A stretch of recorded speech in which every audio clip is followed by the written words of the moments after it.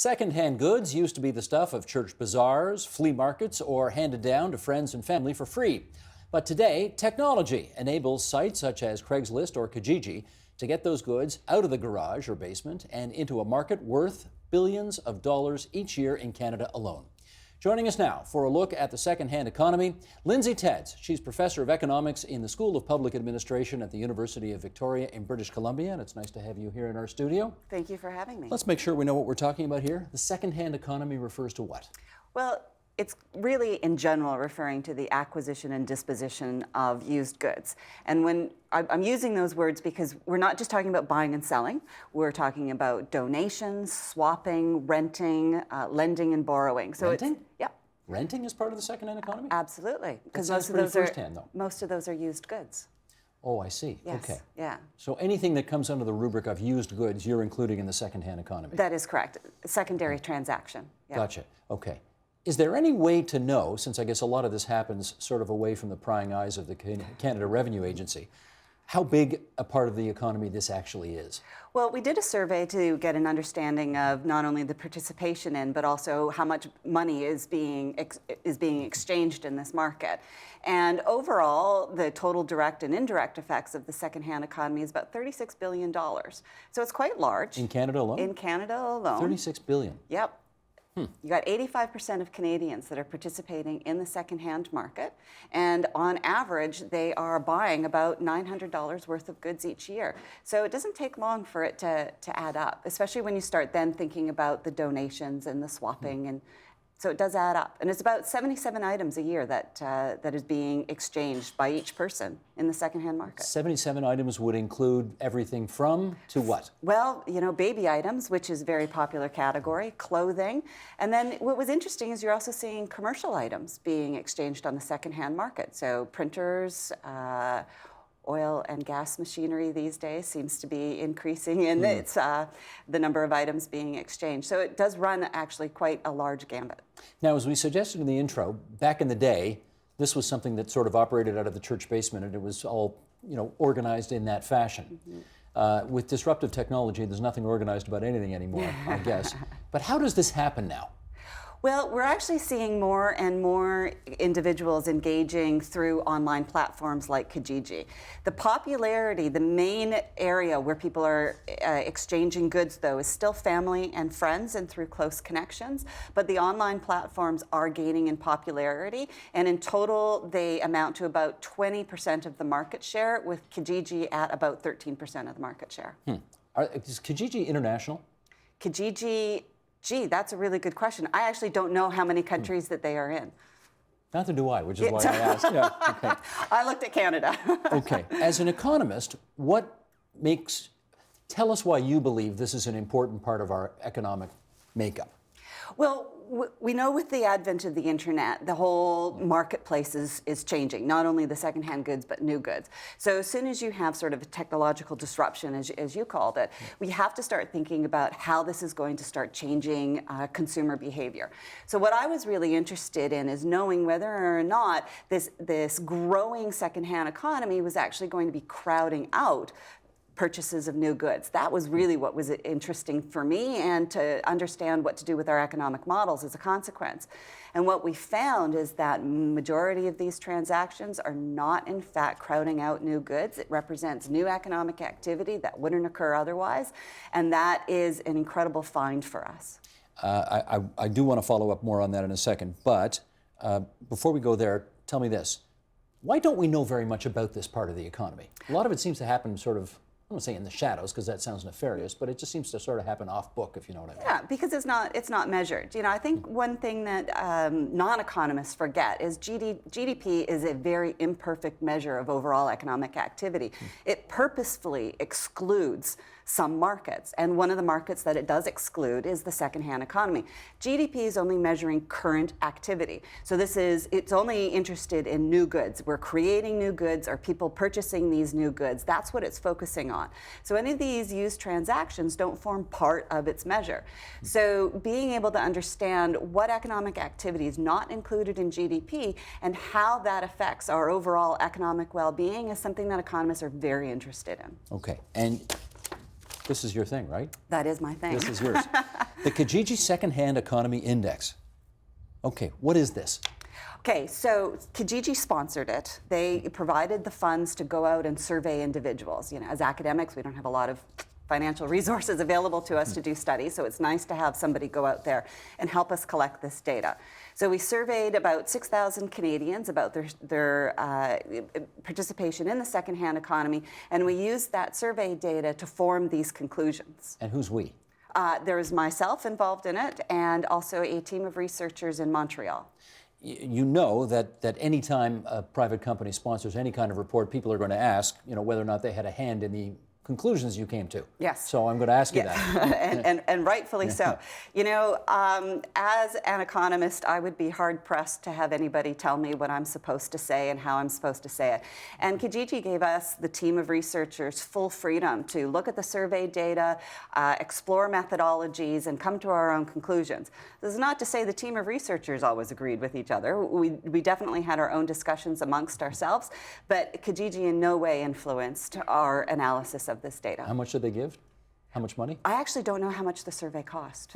But whatever it was it money well spent? I think it's money worth spent because there is in fact no data that allows us to explore the secondhand economy, and this provides very valuable information that, you know, I certainly hope will lead to a few publications. Now, the finding you just told us, that this doesn't actually take away from the, what do you want to call it, the mainstream economy or first? Yeah, I'm struggling with exactly what it is. The new goods, the new economy, right. I don't know, it's a struggle. You feel very comfortable in saying that is a conclusion that you can hang your hat on? According to the survey results, this is what the survey respondents are telling us, that so about half of the people, when they went to go look for a product, they did consider buying new. So you got about half and half. They looked at the new market, and then they saw the price of the good. And the price of the good, in economic speak, we would say the price was above their economic value, right? So that they weren't willing to pay that price, and so they weren't going to buy the good.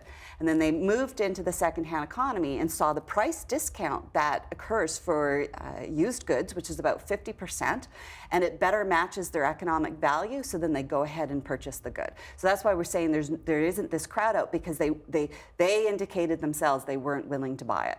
Okay, I get that, but I don't get where you say, therefore we can conclude that with the money they saved, they therefore went and spent it in the mainstream economy and everybody did well, since the example you gave me, let's use the example of a lawnmower. They didn't like the price of a new lawnmower, they liked the price of a secondhand lawnmower through the secondary market. So the guys who make the new lawnmowers, they're out of luck, right?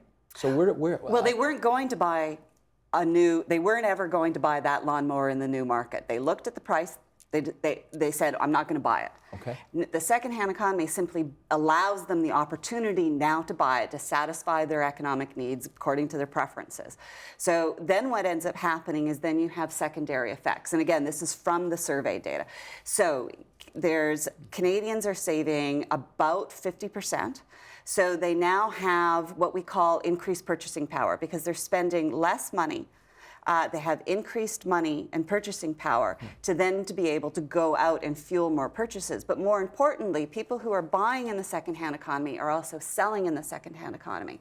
And when they gain that money from selling their goods as well, when we ask them, do you intend to go out and buy something a new good or a used good, more than 20% of Canadians indicated very strongly that they were going to go out and buy a new product with the money that they earned on the secondhand economy. So it's not like the people who make the lawnmowers lost a sale, because they weren't going to get that sale anyway. They weren't going to get it anyway. Gotcha. Okay.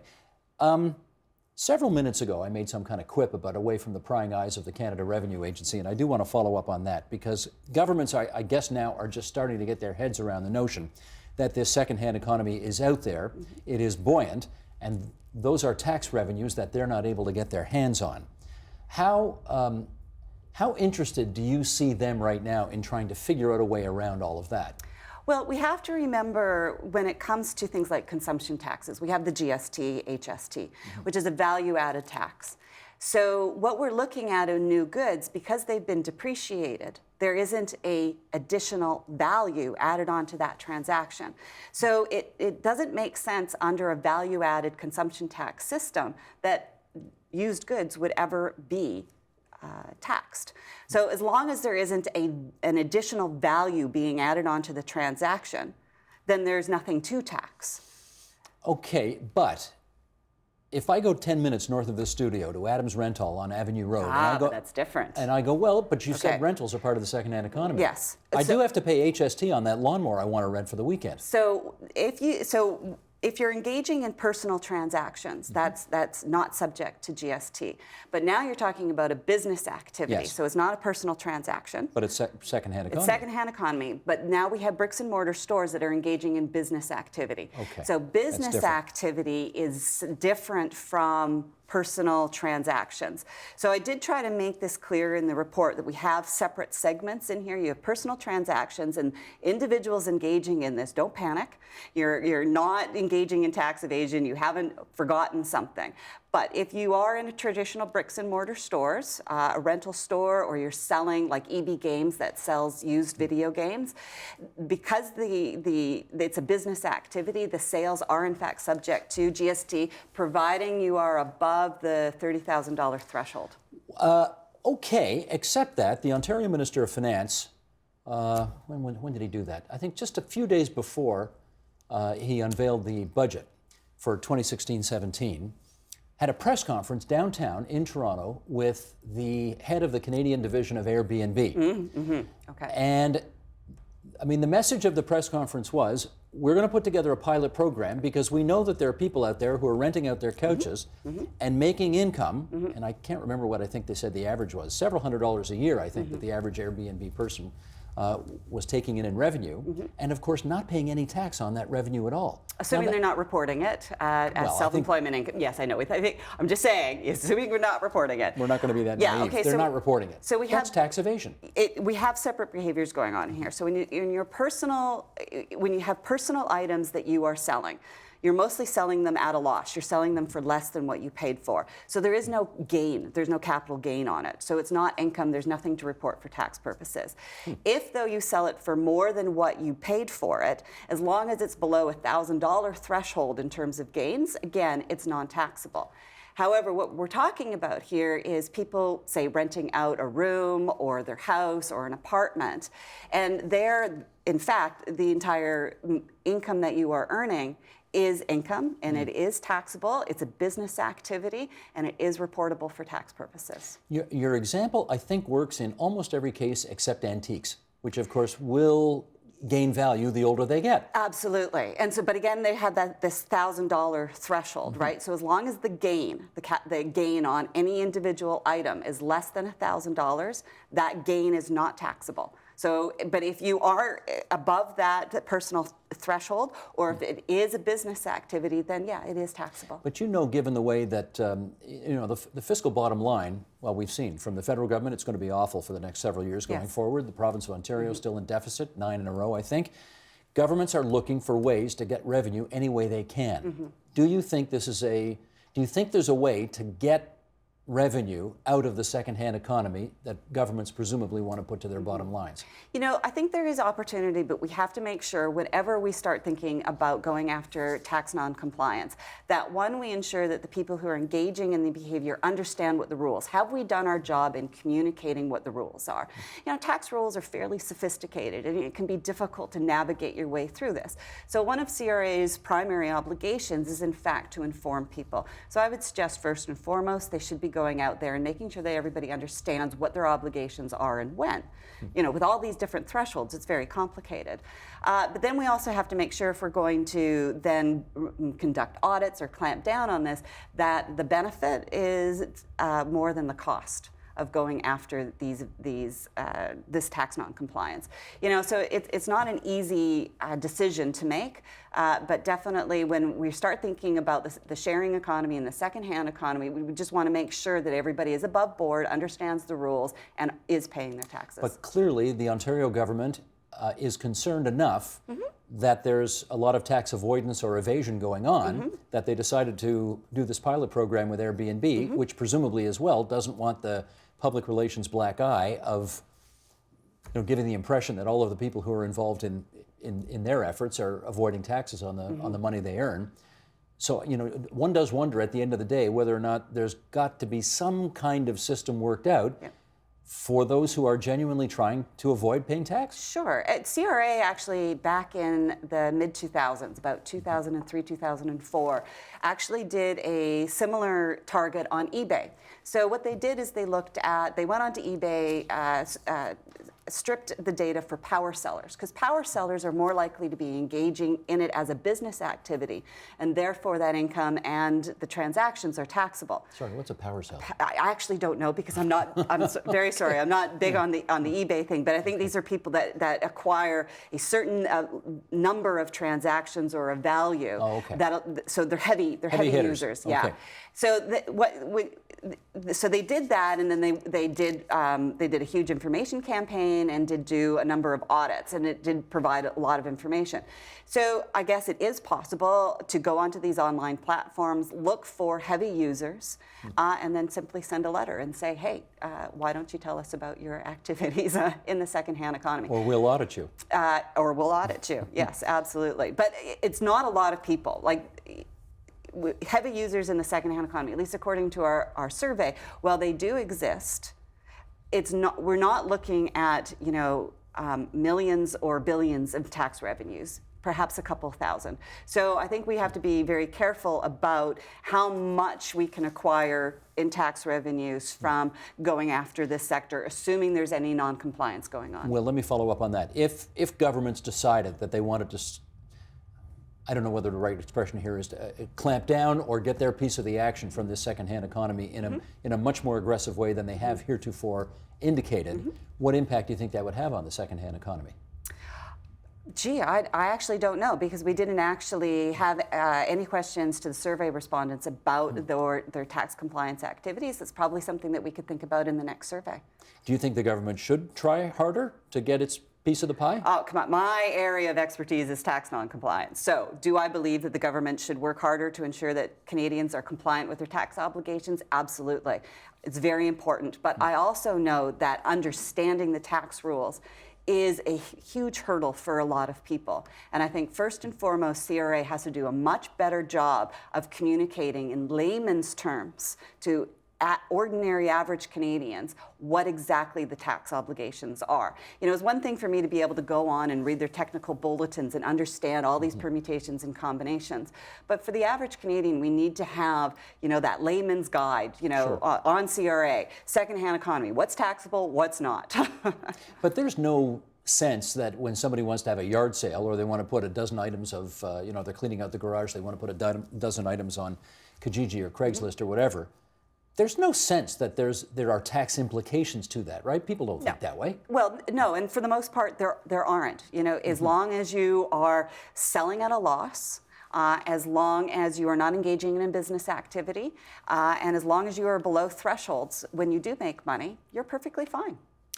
So just finally, what do you think the implications of this study are going to be as this part of the economy moves on? Well, I think one of the most important things is to be able to show the symbiotic relationship between the secondhand economy and the economy for new goods. And I think that we need to have a better discussion about what GDP is measuring and what it isn't, and to make sure that we understand underlying those numbers is economic activity that is not included in those measures. Gotcha. Lindsay Tedds, University of Victoria. Good of you to visit us here at TVO tonight. Thank you very much for having me.